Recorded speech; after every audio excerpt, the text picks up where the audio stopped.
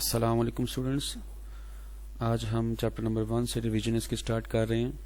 تو 9th class کے students جو ہیں وہ ان کی تو ریویژن ہو سکتی ہے، اور جو پری 9th کے اسٹوڈنٹس ہیں وہ بھی اگر چاہیے چیپٹر پڑھ چکے ہیں لیکن وہ بھی ریوائز کر سکتے ہیں۔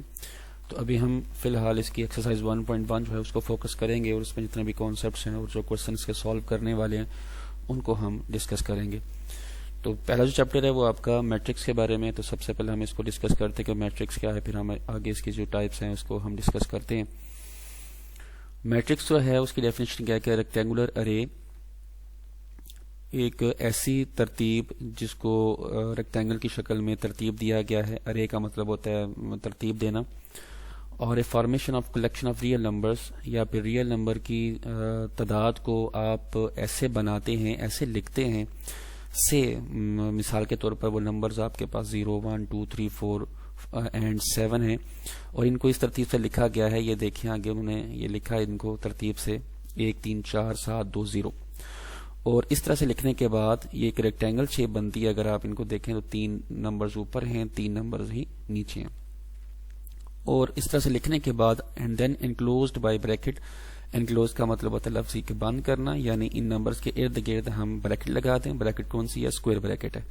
اس set to form a matrix, تو نمبرز کو اس طرح سے لکھنے کے بعد اگر ان کے ارد گرد یا اسکوائر بریکٹ لگا دی جائے تو اس طرح ریئل نمبرز کو لکھنے کے جو طریقہ کار ہے اس کو ہم میٹرکس کہتے ہیں۔ تو یہ ایک میٹرکس ہے جس میں کہ اس طرح سے 6 انٹریز ہیں اس کے اندر۔ سملرلی اسی طرح سے یہ بھی ایک میٹرکس ہے جس میں کہ یہ 4 ویلیوز ہیں۔ ایک ویلیو والا بھی میٹرکس ہو سکتا ہے کہ جس کے ارد گرد یہ اسکوائر میٹرک، یہ جو اسکوائر بریکٹ ہے اس کا ہونا ضروری ہے۔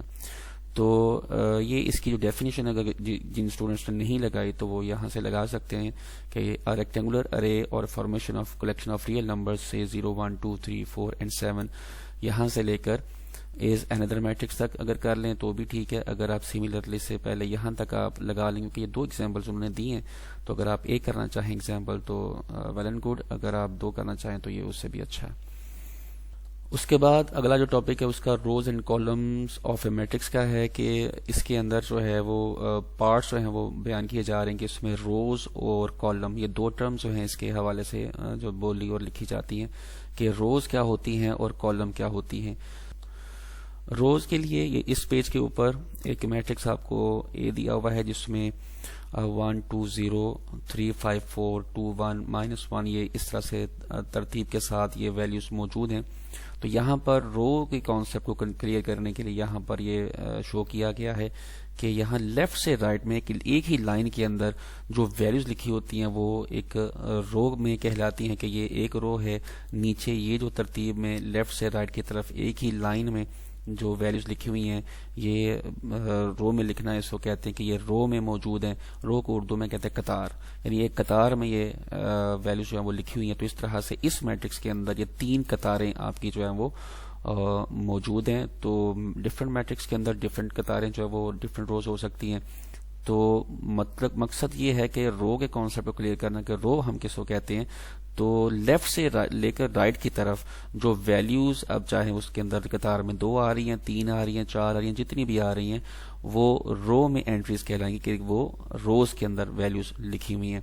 اور جو کالم ہیں یہ نیچے کالم، یہ میٹرکس نمبر بی کے اندر یہ اوپر سے نیچے کی طرف فرام ٹاپ ٹو باٹم یہ جو ویلیوز اس طرح سے ایک لائن بنتی ہے تو اس کو کالم کہا جاتا ہے۔ یہ کالم نمبر 1 ہے جس کو C1 سے لیبل کیا گیا، یہ کالم نمبر 2 ہے، یہ C2 سے اس کو لیبل کیا گیا ہے، یہ کالم نمبر 3 ہے جس کو C3 سے لیبل کیا گیا ہے۔ تو یہ روز اس طرح سے لیفٹ سے رائٹ کی طرف جو ویلیوز ہوتی ہیں ان کو رو میں کہا جاتا ہے کہ یہ دیز آر روز، اور جو ورٹیکل لائنیں ہوتی ہیں اوپر سے نیچے کی طرف ان کو کالم کہا جاتا ہے۔ اس کے بعد آپ کا اگلا ٹاپک آتا ہے آرڈر آف اے میٹرکس کا۔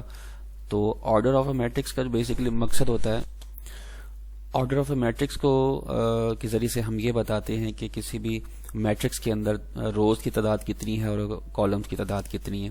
مثال کے طور پر یہاں پر ایک جو میٹرکس ہے وہ m دیا ہوا ہے.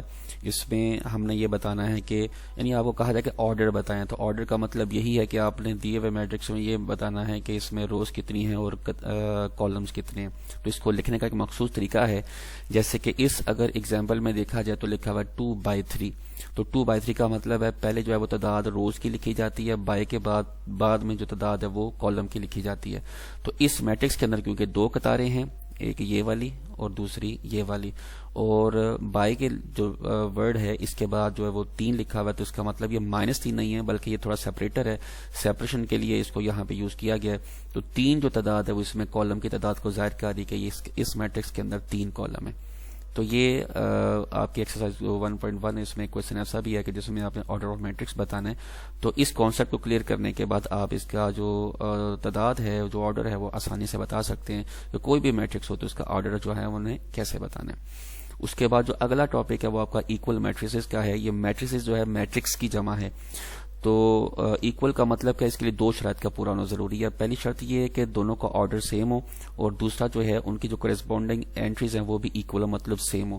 تو تب ہم 2 میٹرکس کو ایکول کہیں گے.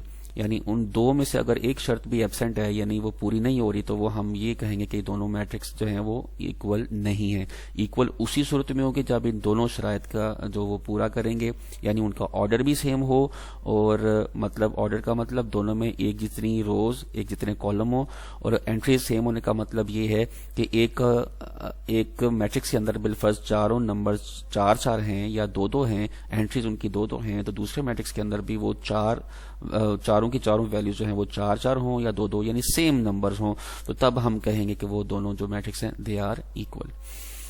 تو 1.1 میں جتنے بھی کانسیپٹ ہیں, جو بھی چیزیں ہم نے یوز کر کے یہ ہم نے ایکسرسائز 1.1 سالو کرنی ہے تو وہ مکمل ہو چکے ہیں. اب ہماری ایکسرسائز 1.1 سالو کرنے کی باری ہے, تو اس کو ہم اگلی ویڈیو میں اس ایکسرسائز کو سالو کرتے ہیں.